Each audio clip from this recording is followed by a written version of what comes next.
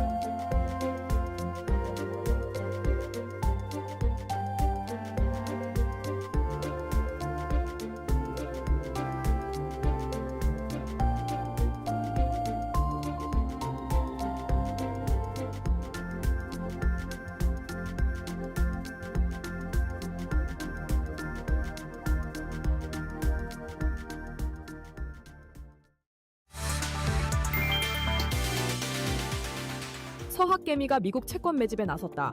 8일 한국예탁결제원에 따르면 지난달 국내 투자자는 미국 국채를 약 2조 1천억 원어치 순매수했다. 전월 대비 23.84% 증가한 수치다. 미국 국채 금리가 5% 안팎으로 오르면서 채권 수익률이 급등했고 투자자들은 가격이 떨어진 국채를 저가 매수 기회로 판단했다. 30년 만기 국채 금리는 5.09%, 10년 만기는 4.60%까지 상승했다. 서학개미의 미국 증시 순매수 2위는 20년 이상 미 국채 수익률을 3배로 따르는 TMF, 4위는 장기채, ETF TLT였다. 반면 미국 주식은 7개월 만에 순매도로 전환됐다. 테슬라는 한 달간 2억 5천만 달러 넘게 팔렸고 투자 심리가 위축되면서 전체 순매도 규모는 약 13억 달러에 달했다.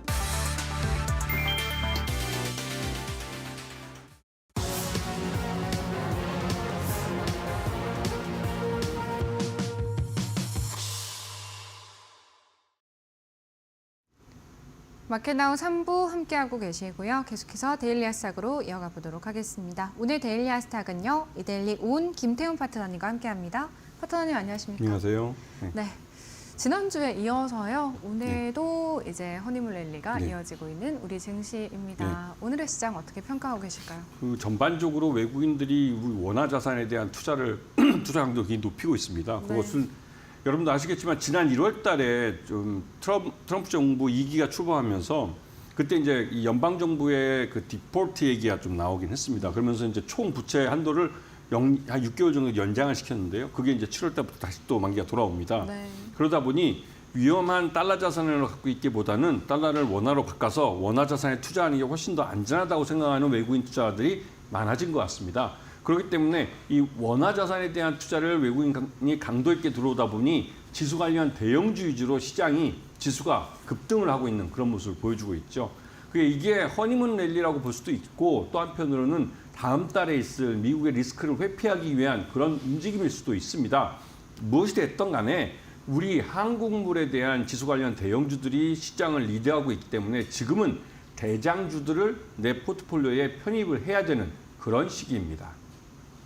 네, 오늘 증시 오전장에 대한 전반적인 흐름 좀 체크를 해주셨습니다. 파트너님께서 또 선택하신 3가지 테마와 이슈 저희가 화면을 통해서 데일리 아스탁 확인해 보도록 할게요. 네, 첫 번째 테마는요. HBM 반도체입니다. HBM 수요 확대에 따른 한국의 반도체 수출 호조, 또 엔비디아가 AI 팩토리 구축 계획을 발표하면서 AI 인프라 시장 장악에 나섰습니다. 관련한 이야기들 또 나눠보도록 하고요. 두 번째는요. CXL 반도체입니다. 또 반도체 안에서의 선택해 주셨는데요. 준비해 주신 이유와 저희가 기회가 될 수 있는 종목들 함께 찾아보도록 하겠습니다. 마지막은요. AI 소프트웨어입니다. 이재명 대통령 시대를 맞아서 새 정부의 인공지능 산업 육성 전략이 주목받고 있습니다. 저희 기회 찾아보도록 하겠습니다. 첫 번째는 HBM 반도체 준비해 주셨습니다. 어떤 포인트로 볼 수 있을까요? 네, 그 HBM은 지금 당장 돈을 벌고 있는 반도체입니다. 네. 특히나 이 AI 반도체, AI 가속기라고 부르는 것을 엔비디아가 전 세계적으로 히트를 시키면서 이 AI 가속기가 팔려 나가면 거기에 딸려서 당연히 HBM이 따라 나가야 되는 겁니다. 네. 이게 메모리 반도체의 일종인데 이런 AI 가속기가 빠른 연산, 더 많은 연산할 수 있도록 도와주는 그런 메모리 반도체입니다. 네. 그 메모리 반도체 중에 가장 하이엔드 제품이라고 볼 수가 있는데요. 이 HBM을 지금 현재 그 HBM 3E까지 이제 5세대까지 올라갔는데 이걸 지금 만들어서 엔비디아에 납품하는 건 SK 하이닉스가 독점을 하고 있습니다. 네. 그러다 보니 이 독점하고 있는 그 SK 하이닉스의 이 납품 단가 또 납품 수량 이게 제한이 될 수밖에 없는 것이죠. 엔비디아 쪽에서 여러 차례 요구를 했지만 삼성전자가 뭐 SK 하이닉스는 가격을 낮출 이유가 없고 네. 삼성전자는 양산을 못 해주고 있고 네. 이러니 이게 계속 SK 하이닉스의 독점 구조에 끌려갈 수밖에 없는 구조가 돼버린 것이죠. 그러다 보니 삼성전자가 어떻게든 양산을 하게 하려고 엔비디아가 여러 차례 푸시를 하고 있고 그러면서 또 삼성전자도 나름대로 노력을 하고 있는데 어떤 이유에선가 양산 승인은 못 받고 있는 상황입니다. 네. 그래서 이러한 그 좀 떨떠름한 관계가 계속 유지되고 있다가 올 하반기부터 삼성전자가 그러니까 HBM3에 대해서 8단짜리를 양산을 할 수 있을 것이다라는 말들이 올 1분기에도 그렇고 여러 차례 해외 전시회가 있을 때마다 삼성전자 경영진들이 가서 그런 답을 들어왔습니다. 네. 그러다 보니 하반기에 들어서는 이 HBM 이 반도체 쪽에서 삼성전자도 뭔가 기여를 할 수 있는 그런 부분이 나온다는 것이죠. 지금 그 HBM3까지는 삼성전자도 양산을 하고 있습니다. 하지만 네. 주로 납품하는 게 AMD나 이런 시장에서 시장 점유율이 뭐 20% 정도밖에 안 되는 사업자에게 납품을 하기 때문에 수량 자체가 그렇게 많지 않죠.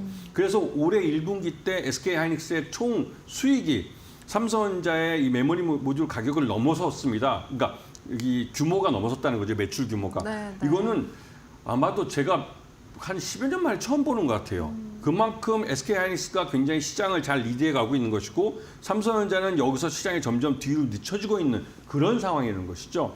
그래서 삼성전자가 이번에 그 HBM4에 대해서는 그 HBM4입니다. 이 부분에 대해서는 SK 하이닉스를 추월하기 위해서 여러 가지로 공을 들이고 있고 실제로 하반기에 먼저 양산에 들어가겠다고 여러 차례 말을 하고 있습니다.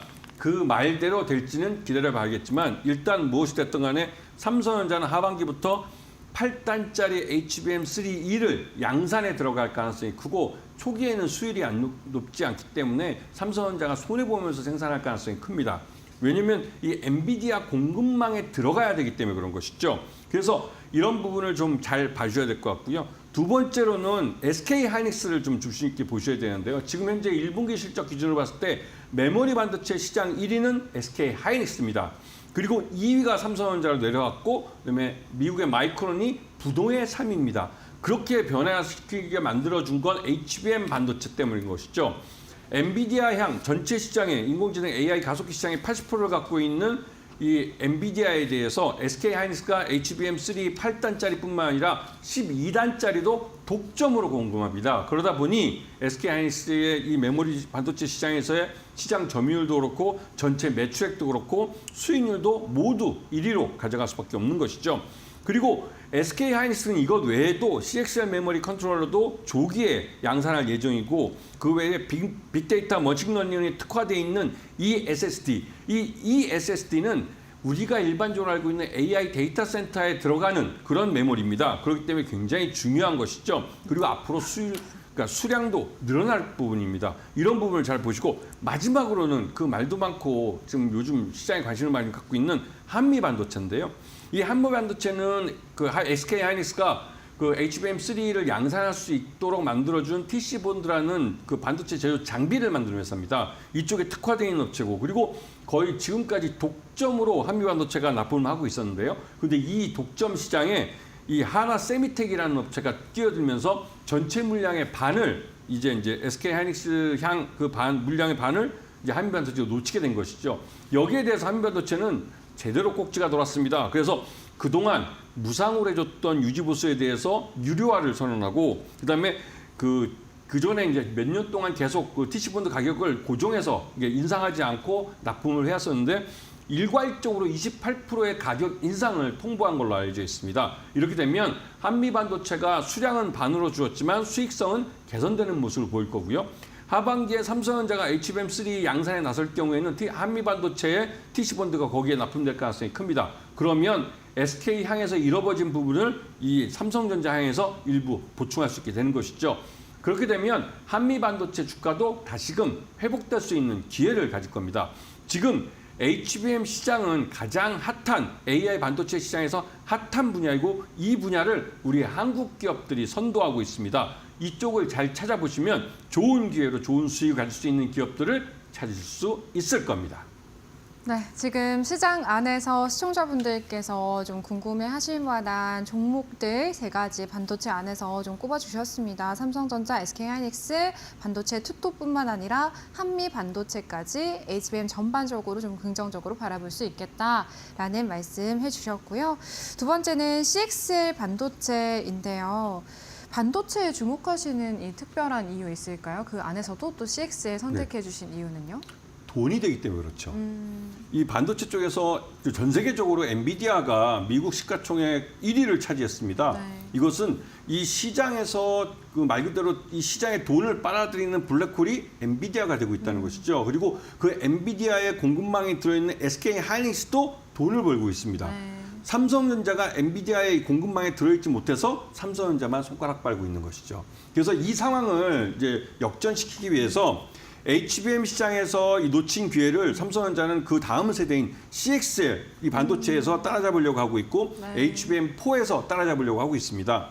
HBM은 일반적으로 우리 D램 반도체를 이렇게 층층이 쌓아 올려서 수직으로 올려서 이걸 관통하는 이 선을 통해서 데이터를 빠르게 이동시킬 수 있게 하고 그걸 통해서 AI 가속기가 더 빠른 연산할 수 있도록 도와주는 메모리 반도체입니다. 근데 CXL 반도체는 반대로 네. 그러니까 수직으로 가는 게 아니라 옆으로 펼쳐서 지금 당장 무슨 GPU나 네. 또 CPU나 여기에 달려 있는 이 HBM 그러니까 이 여기에 달려 있는 D램 반도체들이 각자의 일을 하다가 이 AI 가속기가 또한 가속을 연산을 할 때 이거를 옆에 있는 다른 그 CPU나 GPU에 달려 있는 이런 D램들이 연산에 같이 사용될 수 있도록 만들어주는 네. 그 반도체가 CXL입니다. 네. 그래서 옆으로 쭉 퍼져 있는 모습을 하고 있죠. 그 대신 퍼져 있기 때문에 발열량이 뚝 떨어집니다. 왜냐하면 AI 가속기는 그 자체로도 연산을 많이 하기 때문에 열이 나는데 그 열을 낮출 수 있는 방법이 이 CXL 반도체를 이용해서 옆으로 펼치는 것이죠.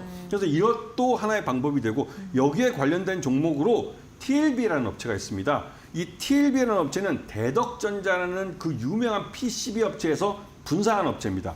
그 대덕전자 안에서도 아주 고부가가치 PCB 그 사업 파트를 갖고 나온 게 TLB죠. 그렇기 때문에 TLB는 HBM도 그렇고 CXL도 그렇고 이런 새롭게 그러니까 고부가치 산업으로 새로 만들어진 시장의 그러니까 PCB를 여기서 만듭니다. 그래서 TLB는 말 그대로 이 좀 고부가치 PCB를 만들기 때문에 수익성도 꽤 괜찮은 회사로 알려져 있죠. 그래서 하지만 이제 TLB 같은 경우는 아직까지는 시장 자체가 그렇게 크진 않기 때문에 그 빠르게 이 시장이 커가서 기존의 D램 시장의 이런 그 PCB를 좀 커버한다고 그럴까요? 그렇게 돼야만 실적이 제대로 좀 나타날 수 있는 시적이 이제 아직까지는 시장 자체가 성장을 하고 있는 시장의 마켓 플레이어로 참여하고 있는 겁니다. 그렇기 때문에 이 TLB를 좀 잘 보셔야 될 것 같고 TLB가 또 하나의 특징은 메모리 반도체 3대 그 메모리 반도체 업체 모두와 거래를 합니다. 삼성전자와도 거래하고 SK 하이닉스와도 거래하고 미국의 마이크론 테크놀로지하고도 거래를 합니다. 그만큼 TLB의 기술력과 양산 능력이 뛰어나다는 것이죠. 이런 부분을 잘 보시고 그러면서 이번에 TLB가 이 CXL 반도체에 사용되는 PCB도 개발을 했습니다. 그리고 그 요번에 이제 그 엔비디아에서 제시하는 이런 메모리 모듈인 이 소캠 PCB도 여기서 개발을 했습니다. 그렇기 때문에 TLB 같은 경우는 향후 성장성이 있는 시장의 상품들, 제품들을 만들어서 갖고 있는 회사이기도 하죠. 그 말뜻은 앞으로도 AI 데이터 센터가 많아지면 많아질수록 TLB의 PCB들이 많이 사용될 것이라는 사실입니다. 그런 부분을 잘 보시고 두 번째로는 엑스콘이라는 업체인데요. 이 엑스콘이라는 업체는 메모리 검사 장비 쪽입니다. 이쪽은 여러분들이 보시게 되면 이 메모리가 우리가 반도체 같은 게 전공정 있고 후전공이 있는데요. 엑스콘 같은 경우는 전공정, 특이하게 전공정 쪽에 검사 장비를 갖고 있는 회사이시고 그리고 이 회사의 이 검사 장비는 메모리 모듈뿐만 아니라 SSD에도 검사를 하는데 사용이 됩니다. 그러면서 이 DDR6 이쪽에 신규 사업으로 DDR6 D램 테스터도 개발을 하고 있죠. 그런 면에서 굉장히 좀 수익성, 그러니까 성장성이 있는 업체로 평가를 받고 있는데 문제는 이 시장이 지금 당장 수익을 만들어내는 시장이 아니라 앞으로 수익을 낼 시장이라는 뜻입니다. 그 말 뜻은 지금 실적이 별로 안 좋다는 것이죠. 하지만 엑스콘이 지난해 이 330억 규모의 유상자를 실시해서 그 돈을 갖고 있습니다. 그 돈을 단기 금융 상품을 운영하고 있기 때문에 당장 뭐 자금이 어려워서 뭐 잘못되거나 이럴 염려는 없죠. 현금을 그만큼 쌓아놓고 있는 회사입니다. 여기는 엑스콘은 여기에 고객사인 삼성전자가 됐든 SK 하이닉스가 됐든 또 미국의 마이크론 테크놀로지든 이 뭐 CXL 반도체를 양산을 하겠다 하면 수익을 낼 수 있는 구조를 갖고 있는 회사입니다. 그리고 마지막으로 네오셈이라는 회사가 있는데요. 이 회사 같은 경우는 반도체 후공정 검사 장비 쪽입니다. 그래서 삼성전자나 SK 하이닉스의 CXL 반도체를 이런 메모리 반도체에 대한 검사 장비를 여기서도 만들고 있죠. 그래서 이 네오셈 같은 경우도 이미 SK 하이닉스는 먼저 양산을 태울 거라기 때문에 거기 관련된 이 제품을 검사 장비를 만들고 있고 그다음에 삼성전자 같은 경우는 좀 늦어져서 내년 상반기에 이 CXL 메모리를 양산을 할 것이라는 말이 나오고 있습니다. 그것 때문에 네오셈의 주가가 최근 들어서 좀 주춤하는 모습을 보여주고 있죠.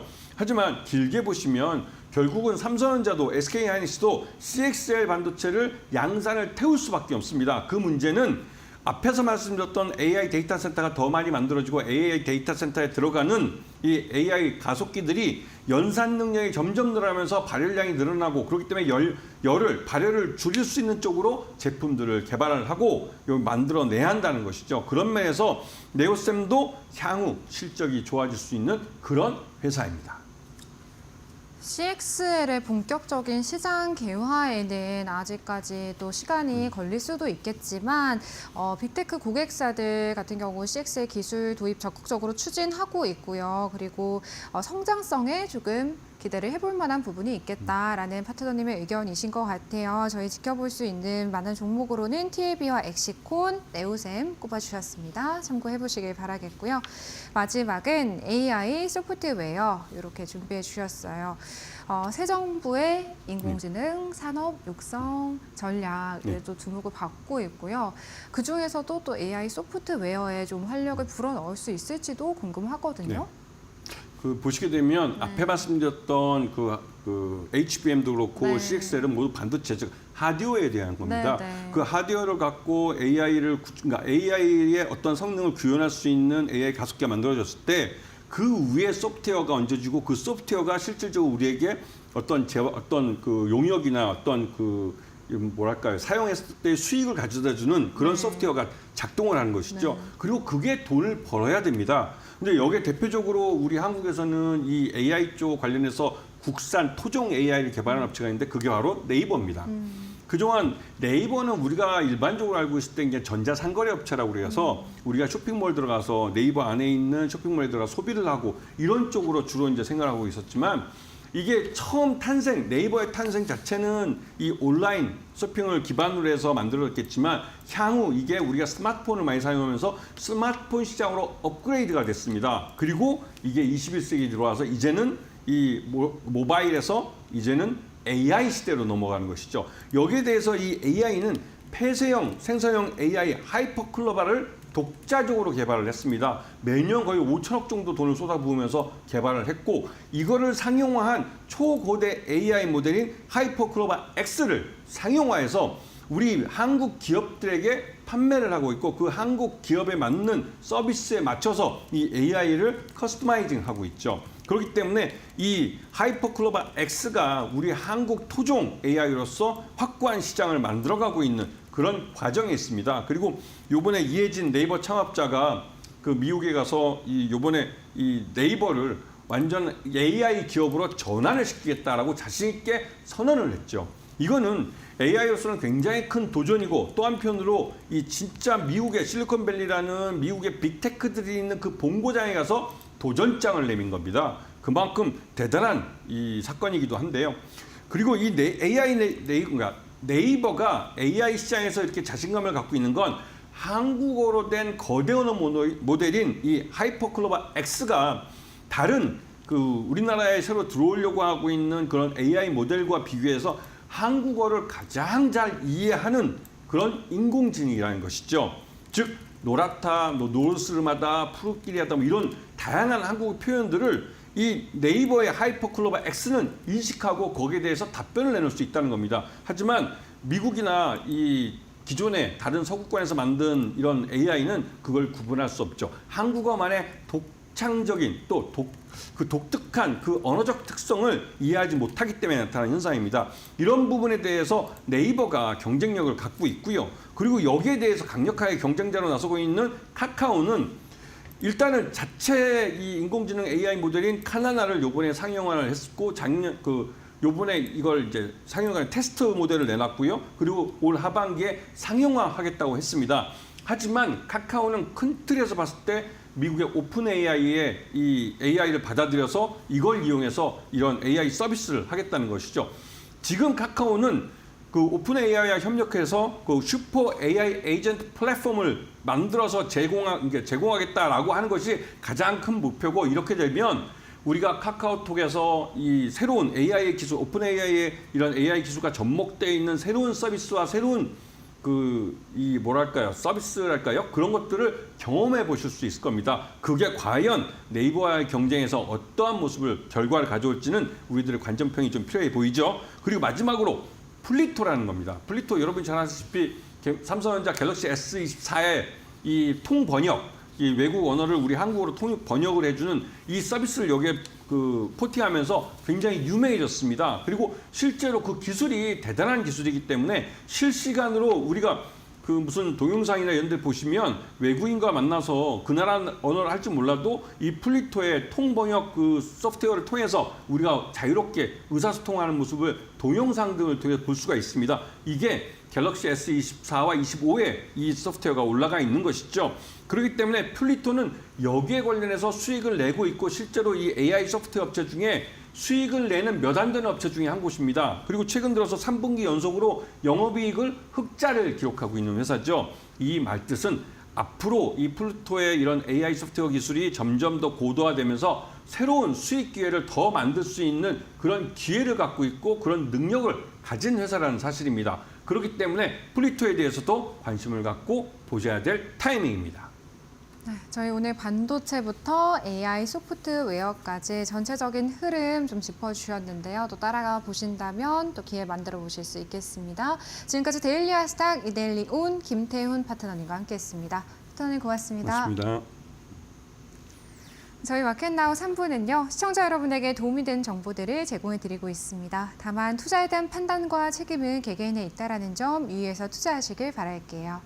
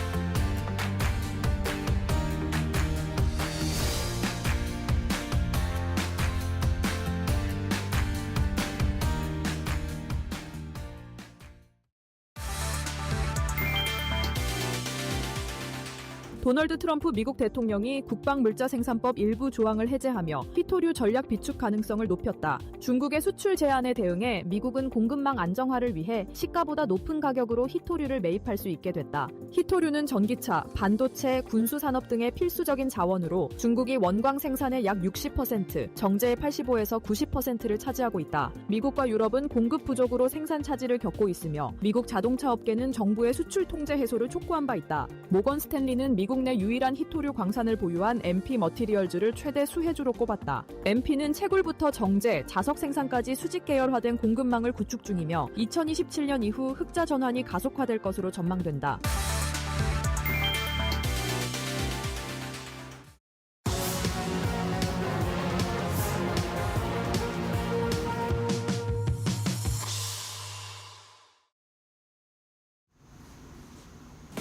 답답한 포트에 한 줄기 빛이 되어드리고 있는 1313 챌린지 매일 오후 1시 주간 목표 성공률 13%로 총 10가지 종목 편입하고 있는데요.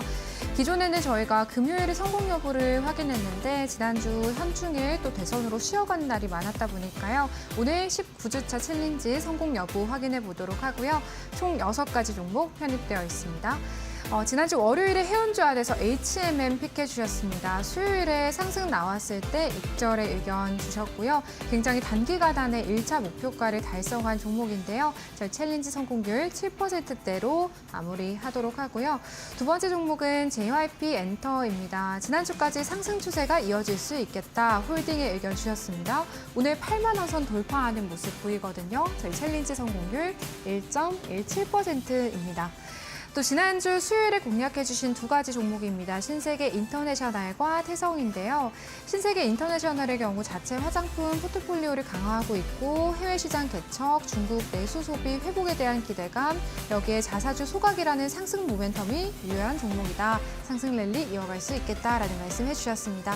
저희 챌린지 성공률 5.36%로 마무리해보도록 하고요.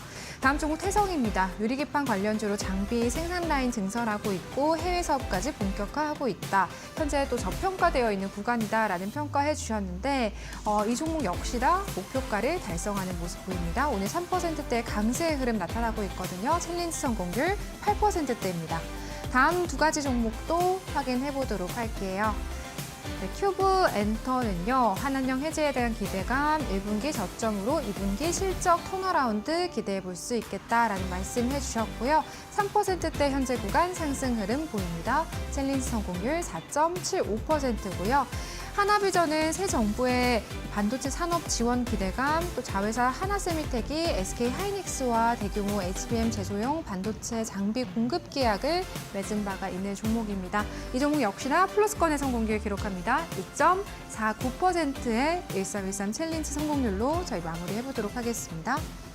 19주차요. 지금 6가지 종목 편입되어 있는데 모두 플러스권의 성공률 보이고 있거든요. 누적 성공률 바로 확인해 보도록 하겠습니다. 네, 29.1%입니다.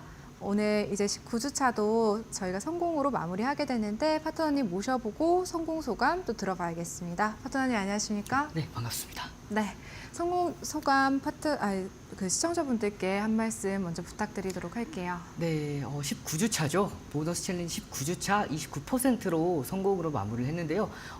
여러분들과 함께 3거래일 동안에 이 기록된 성공률이 29%인 만큼 굉장히 나름대로 좀 뿌듯함이 밀려오고 있습니다.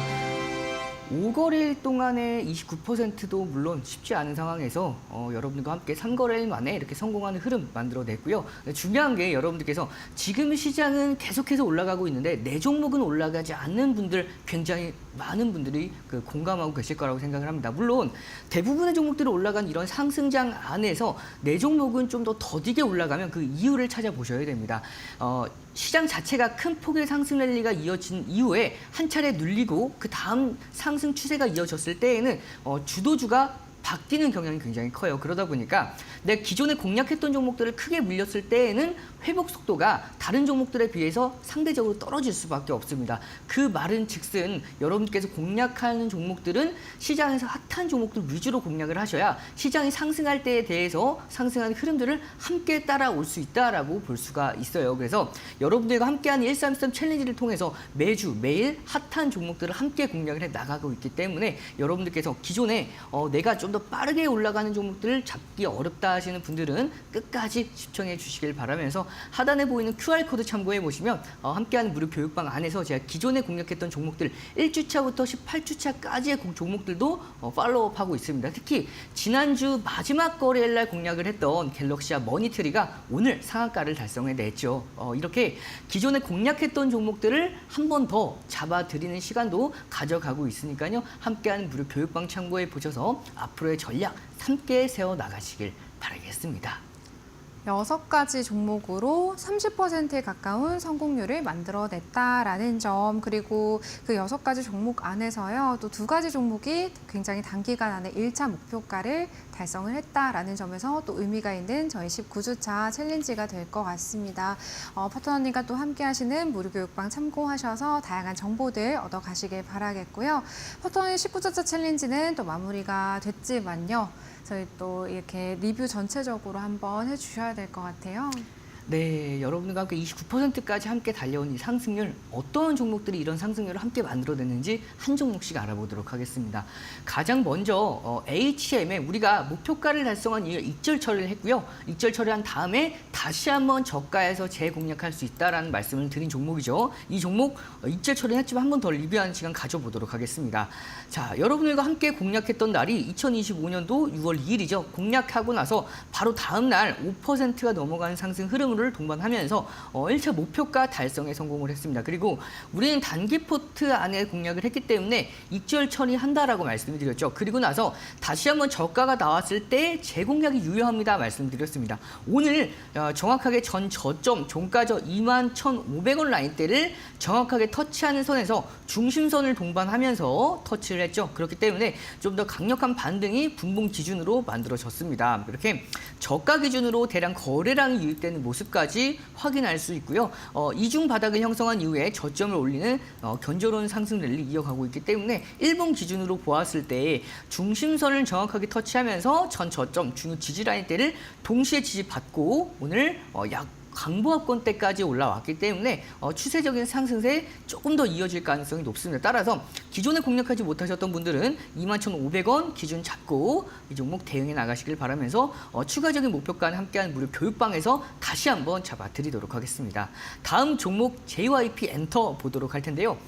이 JYP 엔터의 경우에는 오늘 장중에 5.40%까지 상승에 성공을 했죠. 근데 이 5%의 상승은 좀 더 고무적이다라고 볼 수가 있어요. 그 이유 중에 하나는 이 5% 상승 오늘날에 자 앞서서 2025년도 2월 17일 날 저가죠. 이 중요 지지 라인대 안에 있는 강력한 지지를 받았던 라인대가 77,700원 라인대입니다. 이 라인대를 강하게 이탈했죠. 그러면 강력하게 이탈한 만큼 강력한 지지 라인대, 강력한 저항 라인대로 전환된다라고 말씀을 드렸어요. 자, 전환된 이후에 넘지 못했습니다. 계속해서 77,700원 라인대에서 저항을 받아가면서 돌파하지 못했지만 결국에 2025년도 오늘이죠. 6월 9일 날 장중 5%라는 상승 흐름으로 돌파에 성공을 해냈기 때문에 다시 한번 강력한 저항 라인대가 강력한 지지 라인대로 전환이 될 수 있는 시기가 바로 이 시기라고 보시면 되고요. 따라서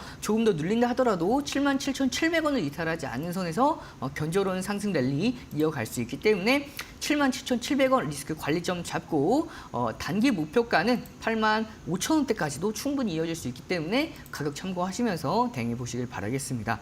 다음 종목 신세계 인터내셔널 보겠습니다. 이 신세계 인터내셔널은 여러분들께 소개해드리고 나서 하루 약보합권대로 쉬어갔습니다. 그 이후에 오늘 장중에 5.07%까지 상승에 성공을 하면서 2025년도 5월 달에 파동의 고점 라인대를 돌파를 했죠. 다만 제가 항상 말씀을 드렸을 때 이 고가를 돌파했을 때에 대해서 거래량이 동반이 되어야 됩니다. 거래량 동반 없이 이렇게 돌파를 됐을 때에는 윗꼬리를 달고 하락하는 경우가 굉장히 많아요. 따라서 오늘같이 이렇게 돌파를 했다 하더라도 거래량이 제한되죠. 전 거래일의 184% 정도의 수준의 거래량이 거래량 밖에 동반되지 않았기 때문에 이렇게 저항을 맞고 분봉 기준으로 고가 확인 이후에 좀 조정의 흐름을 보여주고 있습니다. 이 종목에 대해서 거래량 어느 정도까지 동반이 돼야 되냐. 2025년도 4월 24일 장중에 9%까지 상승했던 날에 거래량이 약 110만 주 정도 동반이 됐죠. 여기에 80%에서 한 90만 주에서 100만 주 정도 되는 거래량이 동반됐을 때에 진정한 돌파가 가능할 것으로 전망이 되고요. 그 이후에는 점진적인 상승 랠리 좀 더 빠르게 이어질 수 있을 것으로 전망이 되고 있기 때문에 이 종목은 중요 지지 라인대 1,900원 라인대를 익절 라인대 잡고 홀딩 유효하고요. 단기 목표가는 11,900원까지 홀딩 유효하기 때문에 이 전략 참고해 보셔서 대응 방안 잡아 나가시길 바라겠습니다. 그리고 바로 다음 종목이죠. 태성 보도록 하겠습니다.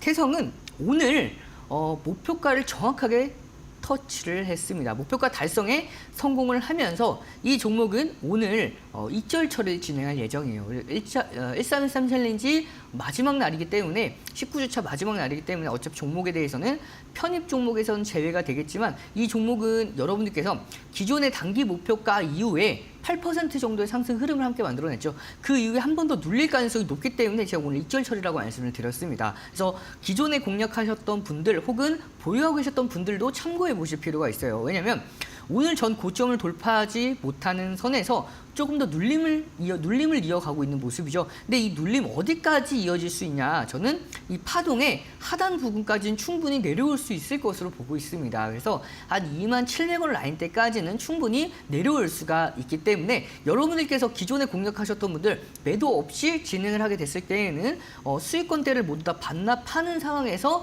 다시 한번 상승 흐름을 기대해 볼 수밖에 없는 상황에 놓여져 있기 때문에 이 종목의 경우에는 수익권대에서 일부 혹은 전량 챙겨 놓으신 다음에 다시 한번 저가에서 재공략이 유효하고요. 재공략하는 기준들을 한 번 더 함께하는 무료 교육방에서 잡아드릴 예정입니다. 이 종목은 유리기판 관련이죠. 상승 모멘텀은 유지가 됩니다. 다만 이 상승 모멘텀이 빠르게 지속해서 올라오고 있는 업종은 아니기 때문에 충분히 하단 가격대까지 줄 가능성이 높습니다. 따라서 이 종목에 대한 추가 대응 방안 함께하는 교육방 안에서 다시 한번 잡아드리도록 하고요. 다음 종목 큐브엔터 보도록 하겠습니다. 큐브엔터의 경우에는 오늘 정말 기분 좋은 상승 흐름이 나왔죠. 장중에 시가가 마이너스 2.29%로 마이너스로 시작을 했습니다. 하지만 고가 기준으로 4.63%, 저가에서 고가 약 6, 7% 가까운 상승 흐름을 보여줬고요. 그리고 나서 오늘 다시 한번 고가를 돌파하려는 움직임을 보여주고 있는데 이 상승 흐름들 굉장히 이 정도의 상승 흐름 만족스럽다라고 볼 수가 있어요. 그 이유 중에 하나가 거래량이 제한되죠. 전 거래일에 80% 정도밖에 동반되지 않았음에도 불구하고 오늘 저가 대비해서 고가의 상승 흐름은 굉장히 만족스럽습니다.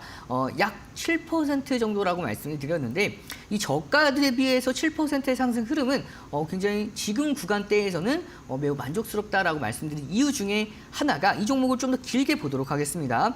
길게 보았을 때 자, 이 종목이 상승 랠리를 강하게 이어져 오고 있죠. 2024년도 7월 달부터 이어져 왔던 저점, 파동의 저점과 저점을 올리는 이 상승 추세를 확인해 보도록 하면요. 자, 이 초록색 상승 추세의 최근에 상승 파동의 저점 구간을 보시면 자, 이 부분입니다. 중요 지지라인 때보다 한창 위에서 변곡을 만들어주고 반등이 나왔죠. 그만큼 시장 대비해서 굉장히 강력한 상승 흐름을 보여주고 있고 기존의 이 종목이 2024년도부터 이어졌던 상승 추세보다 더 강력한 흐름을 보여주고 있다는 증거가 될 수가 있습니다. 따라서 오늘의 이 저가 대비해서의 7%의 상승 흐름은 이 상승 파동 랠리에 저 강력한 힘을 받쳐주고 있다라고 볼 수가 있고요.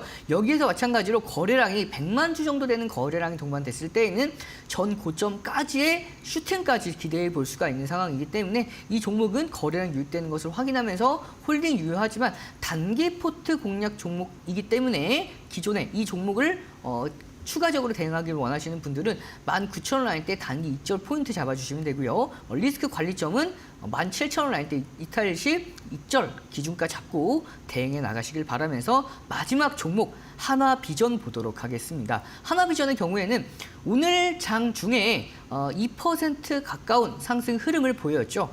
자, 이 종목의 경우에는 PC 본더 하이브리드 TC 본더, 이게 한미 반도체의 반사이익을 가장 강력하게 가져갈 수 있는 기업이다라고 제가 말씀을 드렸는데요. 상승 추세를 강하게 이어져 오다가 이 상승 추세를 한 차례 이탈을 했습니다. 이탈한 이후에 다시 한번 전 저점을 이탈하지 않는 선에서 반등하는 흐름이 나왔죠. 따라서 이 종목의 경우에는 오늘 이렇게 중요 지지라인 때 5만 원 라인대를 이탈하지 않는 선에서 반등을 만들어 오고 있고요. 하단에 보이는 MACD 오실레이터가 이 음봉 캔들을 줄여나가고 있는 상황이기 때문에 추세적인 상승세 이어질 수 있을 것으로 전망이 됩니다. 다만 5만 원 라인대 이탈 시에는 리스크 관리점, 왜냐하면 하방 매물, 실망 매물이 좀 출회가 될 수가 있기 때문에 5만 원 라인대 기준 잡고 단기 목표가 5만 5천 원대까지 지켜보시면서 대응해 나가시길 바라겠습니다. 네, 19주차 챌린지 안에서 태성은 익절로 대응 처리해 주셨다라는 점 참고해 보셔야겠고요. 어떻게 시장을 읽고 또 성공적인 투자 결정을 내릴 수 있는지에 대한 부분들 더 나아가서는 이렇게 종목에 대한 깊이 있는 분석도 파트너님께서 도와주고 계시다라는 점 또 시청자분들께서 참고를 해 보실 수가 있을 것 같습니다. 파트너님 종목 선택해 오실 때요. 굉장히 고민을 많이 해오시는 게 옆에서 보면 느껴지거든요. 파트너님의 종목 이런 선택 비법이라든지 또 시장을 읽을 수 있는 그런 시선들 시청자분들과 함께 나눠주시면 참 좋을 것 같아요. 무료교육방 소개 한번 해주시면 좋을 것 같습니다. 네, 제가 여러분께 종목을 선정을 할 때 정말 고민을 거듭하면서 가지고 옵니다. 그래서 제가 끝까지 종목들을 팔로우하다가 그 중에서 상승 탄력이 강한 종목들 혹은 상승 모멘텀이 유지가 되고 있는 종목들을 선별해 오는데요. 이런 종목들을 공략하는 기법들 제가 함께하는 무료 교육방에 올려드렸습니다. 그래서 하단에 보이는 QR코드를 참고해 보시면 함께하는 무료 교육방 입장이 가능하고요. 그 무료 교육방 안에서 여러분들께서 기존에 공략했던 종목들을 언제 공략했는지 다 올려져 있습니다. 그래서 그런 기법들 거기다가 검색했을 때 등대 기법만 검색하시면 그동안에 올려드렸던 등대 기법에 대해서 모두 다 확인이 가능하니까요. 함께하는 교육방 참고해 보셔서 종목들 매수 기점 그리고 매도 타점들 전략 세워나가시길 바라겠습니다. 네, 파트너님과 함께 하시면서 명확한 투자 방향성 잡아보시길 바라겠습니다. 파트너님 벌써요 20주차입니다. 저희 챌린지가요. 오늘 또 어떤 두 가지 종목 편입해 주셨을까요? 네, 20주차 여러분께 소개해드릴 첫 번째 종목들은요, 바로 재룡전기와 네오팜 두 종목을 가지고 왔습니다. 재룡전기는 여러분께 처음 소개해드렸던 종목이고요. 네오팜은 소개해드리고 나서 상승하는 흐름들을 계속해서 이어져 오고 있는데 한 번 더 가지고 왔습니다. 그 이유에 대해서는 조금 이따 만나보시고요. 가장 먼저 재룡전기부터 보도록 하겠습니다. 이재명 대통령이 당선이 되고 나서 가장 강력하게 밀어붙였던 정책 중에 하나가 바로 에너지 믹스 정책이죠. 에너지 믹스 정책은 신재생 에너지뿐만 아니라 원전 에너지를 결합한 정책이다라고 볼 수가 있는데요.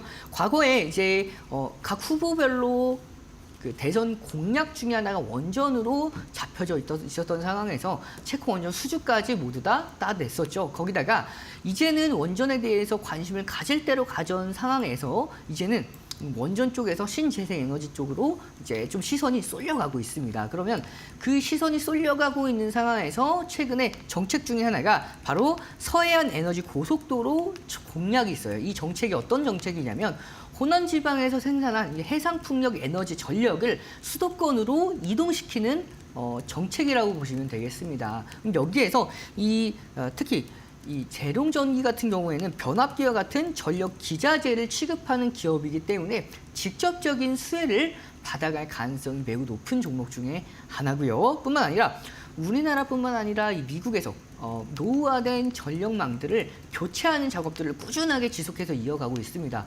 AI 산업이 확장이 되면서 이 전력 수요가 급증을 하고 있기 때문에 여기에 따라서 이 전력망, 전선, 그리고 변압기 등에 대해서 계속해서 교체를 하고 있기 때문에 여기에 따라서도 계속해서 수혜를 가져갈 수가 있고요. 그리고 경쟁사에 비해서 영업이익률이 38%로 좀 더 안정적이고 압도적인 영업이익률을 보유하고 있기 때문에 좀 더 안정적인 흐름에 대해서 여러분께서 지켜볼 수 있는 중소형주 하면 이 종목을 지켜보시면 좋을 것 같아서 가지고 왔고요.